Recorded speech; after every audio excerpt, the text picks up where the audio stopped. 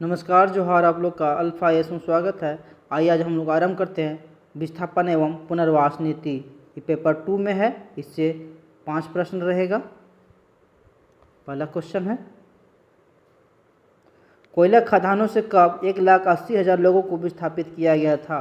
कोयला खदानों से कब लोगों को 1,80,000 लोगों को विस्थापित किया गया था? तो 1984-85 में 1,80,000 लोगों को विस्थापित किया गया था कोयला खदानों से। नेक्स्ट है, सन्स ऑफ द सॉइल के लेखक कौन है? सन्स ऑफ द सॉइल के लेखक कौन है? तो इसके लेखक जो है वो है विनर। झारखंड राज्य ने कब पुनर्स्थापन एवं पुनर्वास नीति की घोषणा की? झारखंड सरकार द्वारा पुनर्स्थापन एवं पुनर्वास नीति की घोषणा कब किया गया? 2008 में किया गया।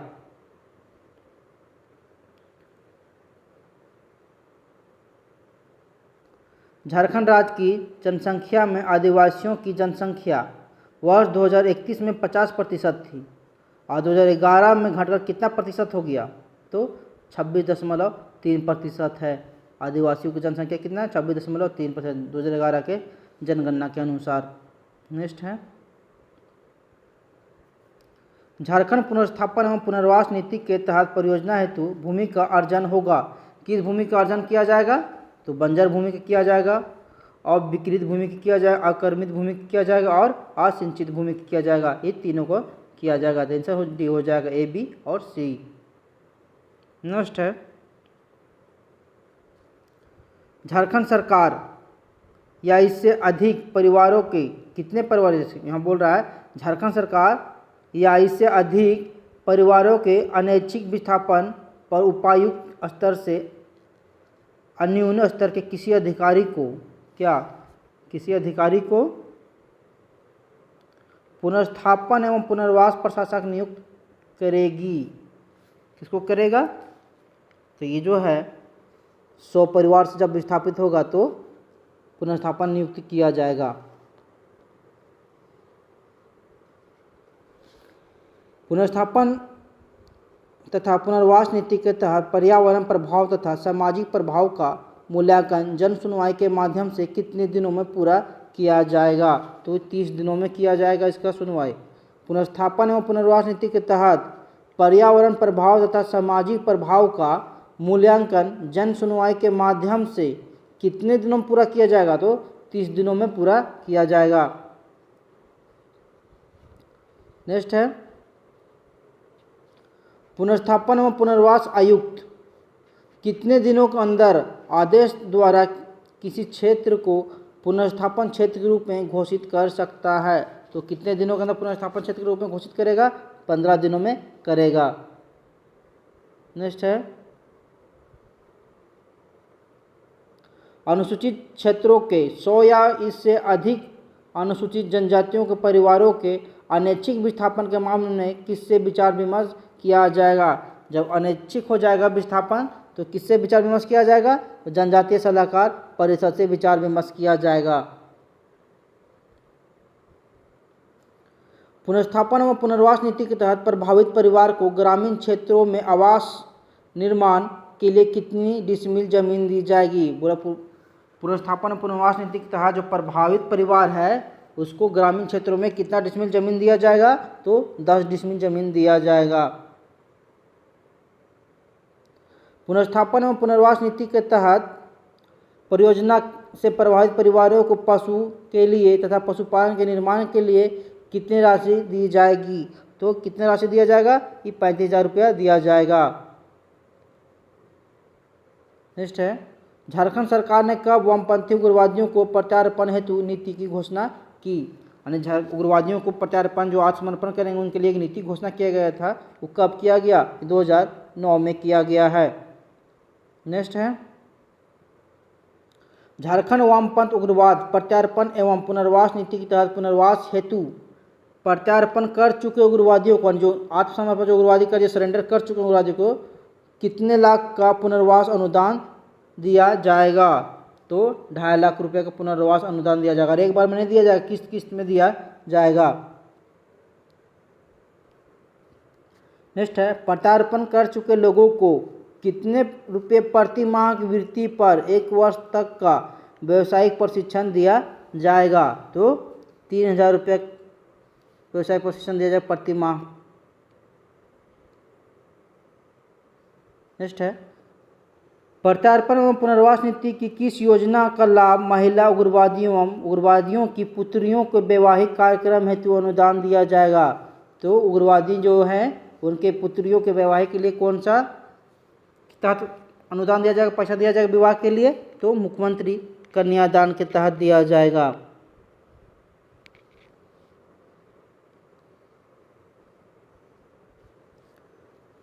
प्रत्यार्पण एवं पुनर्वास नीति के तहत राज्य सरकार प्रत्यार्पित उग्रवादियों को कितने लाख का जीवन बीमा कराएगी? जो उग्रवादी सरेंडर कर चुके हैं इस नीति के तहत, प्रत्यार्पण पुनर्वास नीति के तहत उन्हें कितने लाख रुपए का जीवन बीमा करवाया जाएगा?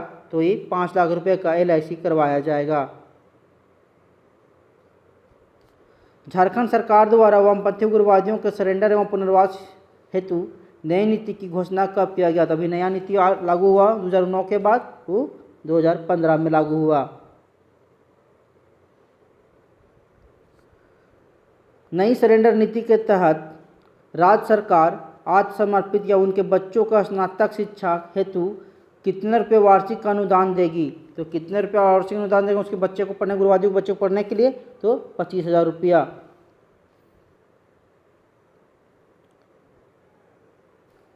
नई नीति के तहत आतंकवादी या उग्रवादी हिंसा में मृत समान नागरिकों को, आश्रितों को कितना रुपया अनुग्रह अनुदान दिया जाएगा? जो आतंकवादी या उग्रवादियों की हिंसा में मारे जाएंगे समान नागरिकों, उनके परिवार को कितना रुपया दिया जाएगा? तो 1 लाख रुपया दिया जाएगा उनके आश्रितों को।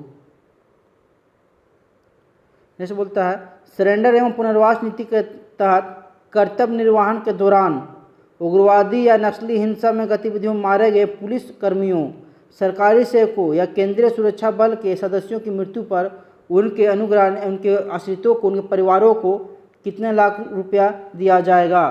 तो कितना लाख रुपया दिया जाएगा? तो 10 लाख रुपया दिया जाएगा। नेक्स्ट है, झारखंड सरकार ने कब अपनी स्थानीयता नीति लागू की? तो झारखंड सरकार द्वारा कब स्थानीय नीति लागू किया गया था? जिसे अभी रद्द कर दिया गया 2016 में। नेक्स्ट है, स्थानीयता नीति के तहत झारखंड राज्य की भौगोलिक सीमा में विगत कितना वर्ष या अधिक निवास करता है तो उसे स्थानीय माना जाएगा? तो 30 वर्ष। कटअप का 2016 में आया, कटअप 85 रखा गया था।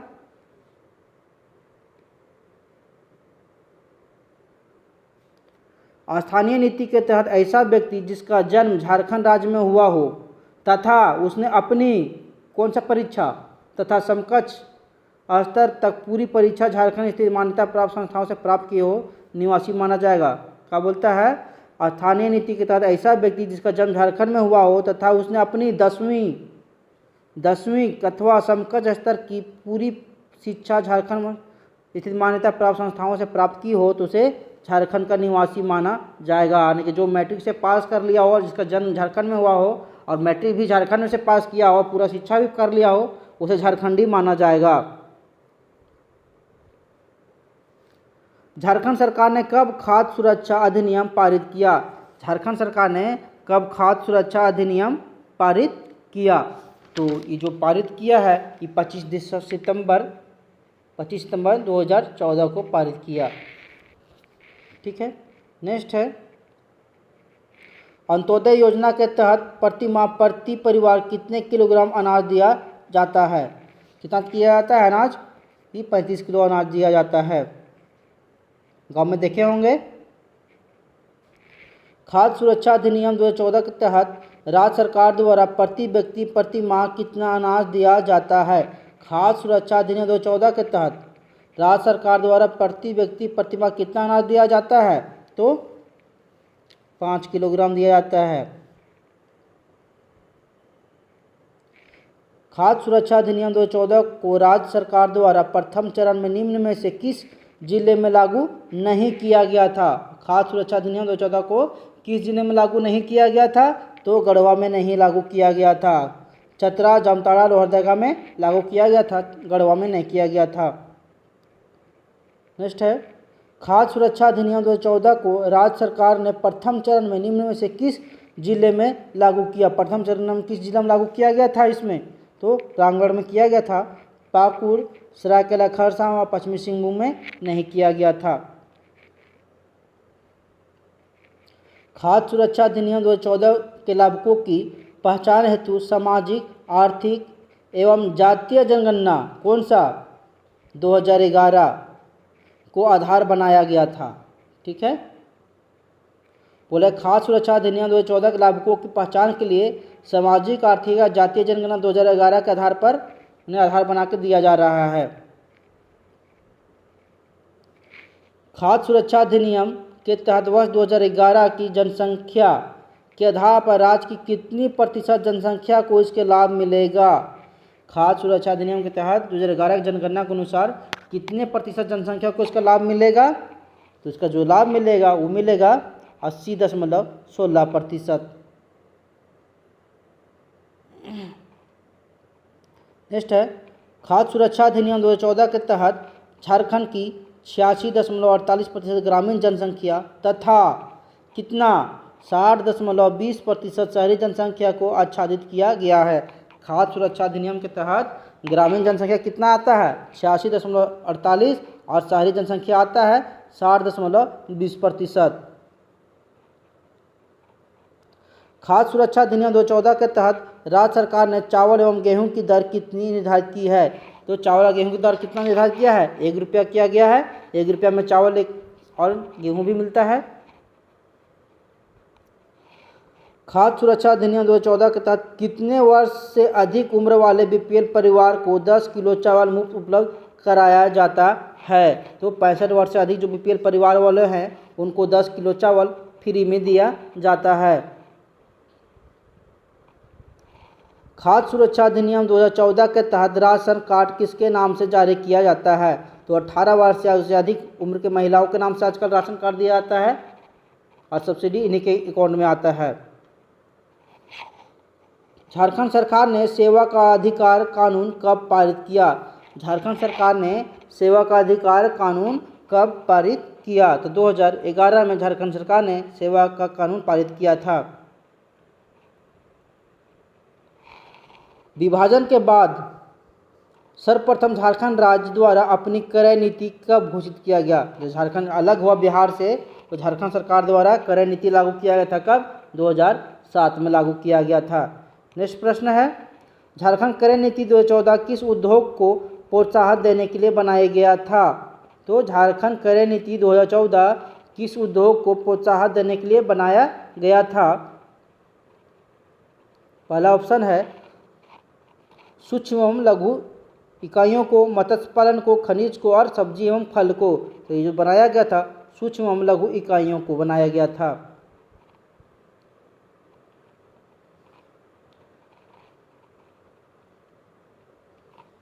नेक्स्ट है, झारखंड क्रय नीति 2014 के तहत सूक्ष्म एवं लघु इकाइयों के से वार्षिक क्रय का लक्ष्य कितना प्रतिशत निर्धारित किया गया था? कितना प्रतिशत लक्ष्य निर्धारित किया गया था? तो 20% किया गया था।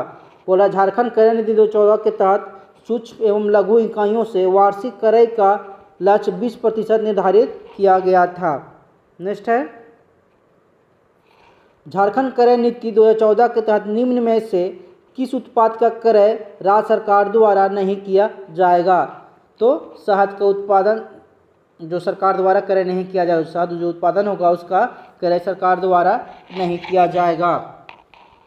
क्या का क्रय किया जाएगा? सेफ्टी बूट एवं लेदर बूट का, पेंट एवं वर्निश का और ब्लीचिंग पाउडर का सरकार द्वारा क्रय किया जाएगा। नेक्स्ट है, झारखंड खाद्य प्रसंस्करण उद्योग नीति की घोषणा कब हुई? झारखंड खाद्य नीति प्रसंस्करण उद्योग नीति घोषणा कब हुआ? तो 2015 में हुआ। नेक्स्ट है, झारखंड खाद्य प्रसंस्करण नीति 2015 को राज्य में कितने वर्षों के लिए लागू किया गया था? तो कितने वर्षों के लिए लागू किया गया? तो 5 वर्ष के लिए। खाद्य प्रसंस्करण नीति के तहत समान क्षेत्र में प्रसंस्करण हेतु लगाई गई इकाई पर राज्य सरकार द्वारा कितने प्रतिशत अनुदान 5 करोड़ रुपए की राशि पर दिया जाएगा? कितने प्रतिशत अनुदान दिया जाएगा? तो 35% के। एक बार फिर से देख लीजिए, बोल रहा है खाद्य प्रसंस्करण नीति के तहत समान क्षेत्र में प्रसंस्करण हेतु लगाई गई इकाई, यानी कोई समान क्षेत्र में कंपनी लगाया जाएगा तो राज्य सरकार द्वारा कितने प्रतिशत अनुदान दिया जाएगा? 35% अनुदान दिया जाएगा 5 करोड़ रुपए की राशि पर। वह बोल रहा है खाद्य प्रसंस्करण उद्योग 15 के तहत जनजातीय क्षेत्रों में कितने करोड़ की प्रसंस्करण इकाइयों के निवेश पर 45% का अनुदान दिया जाएगा? तो 5 करोड़ का निवेश करेगा अगर एसटी क्षेत्रों में कोई कंपनी स्थापित करेगा, प्रसंस्करण इकाई स्थापित करेगा तो 45% का अनुदान दिया जाएगा।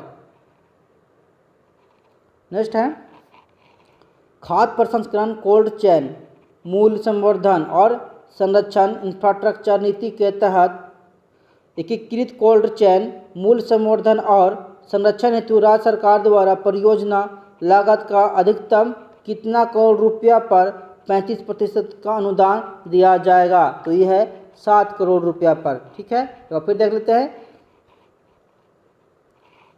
खाद्य प्रसंस्करण कोल्ड चेन मूल्य संवर्धन और संरक्षण इंफ्रास्ट्रक्चर नीति के तहत एकीकृत कोल्ड चेन मूल्य संवर्धन और संरक्षण हेतु राज्य सरकार द्वारा परियोजना लागत का अधिकतम 7 करोड़ रुपया पर 35% का अनुदान दिया जाएगा। नेक्स्ट हैं प्राथमिक खाद्य प्रसंस्करण केंद्र ग्रामीण क्षेत्र में। ठीक है, जनजातीय क्षेत्रों में प्रसंस्करण केंद्रों के निर्माण के लिए परियोजना लागत अधिकतम 2.5 करोड़ रुपये पर कितना प्रतिशत अनुदान राज्य सरकार द्वारा दिया जाएगा? तो 75%। और फिर से देख लीजिए, बोल रहा है प्राथमिक खाद्य प्रसंस्करण केंद्र ग्रामीण क्षेत्रों में जनजातीय क्षेत्रों के प्रसंस्करण केंद्रों के निर्माण के लिए परियोजना लागत अधिकतम 2.5 करोड़ रुपये पर 75% का अनुदान राज्य सरकार द्वारा, झारखंड सरकार द्वारा दिया जाएगा। राज्य में खाद्य प्रसंस्करण में मेगा परियोजनाओं के लिए ऐसी परियोजनाओं का निर्धारण किया गया है जिसमें परियोजना की लागत कितने करोड़ रुपये से अधिक होनी चाहिए कार्यशील पूंजी छोड़कर? कार्यशील पूंजी छोड़कर कितना होगा? तो 30 करोड़ होगा। नेक्स्ट देखिए, बोलता है राज्य खाद्य प्रसंस्करण में मेगा परियोजनाओं के लिए ऐसी परियोजनाओं का निर्धारण किया गया है जिसमें परियोजना की लागत 30 करोड़ रुपये से अधिक होनी चाहिए कार्यशील पूंजी को छोड़कर। नेक्स्ट है निम्न में से किस जिले में 2-2 मेगावाट के 7 सौर प्लांट काम कर रहे हैं? तो किस जिले में किया जा रहा है? देवघर में। अब देवघर से दुमका वाला रास्ता में जाइएगा बासुकीनाथ वाला में तो आपको बायां साइड मिलेगा बहुत सारा सौर प्लांट लगा हुआ। झारखंड औद्योगिक पार्क नीति 2015 अगले कितने वर्ष तक कार्यशील रहेगी? कितने वर्ष तक रहेगा ये? तो 5 साल तक रहेगा झारखंड औद्योगिक पार्क नीति। छोटा नागपुर टेनेंसी एक्ट यानी कि CNT एक्ट 1908 की किस धारा में निजी संयुक्त उद्यम तथा निजी सार्वजनिक मोड में इंडस्ट्रियल पार्क की स्थापना का प्रावधान है? यानी कि भूस्वामी आपका जमीन ले लेगा, CNT एक्ट किस धारा के तहत लेगा? वो धारा 49 के तहत लेगा। वही बोल रहा है। और क्या बनाएगा वहाँ पे? इंडस्ट्रियल पार्क वगैरह स्थापित करेगा, कंपनी वगैरह। नेक्स्ट है